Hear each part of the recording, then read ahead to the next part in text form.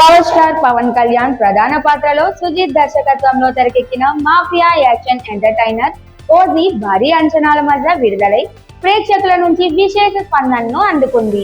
భారీ budget, stylish presentation, Pawan Kalyan powerful screen presence తో ఈ చిత్రం పక్కా మాస్ ఆడియన్స్ కు పండగగా నిలిచింది.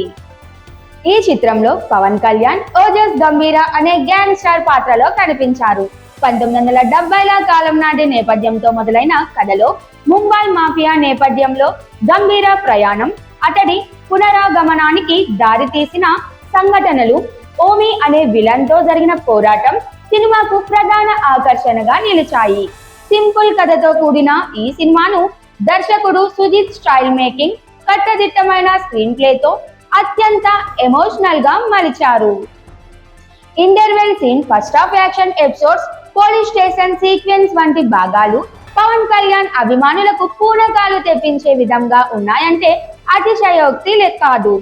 ఈ చిత్రంలో ఆయన ప్రతి సీన్ కి దర్శకుడు చూపించిన డెడికేషన్ స్పష్టంగా కనిపించింది.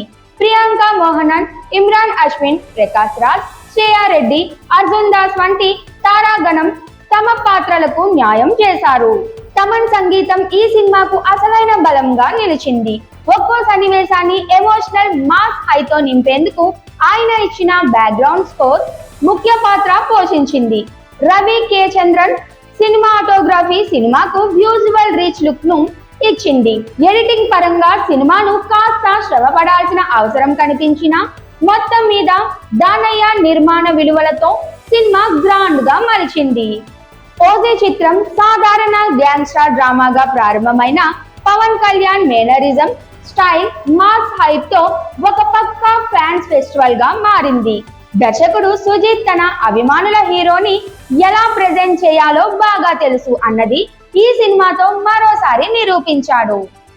ఓజీ పవర్ స్టార్ ఫ్యాన్స్ కు పండగ బొమ్మ. థియేటర్ లో సందడి మామూలుగా లేదు.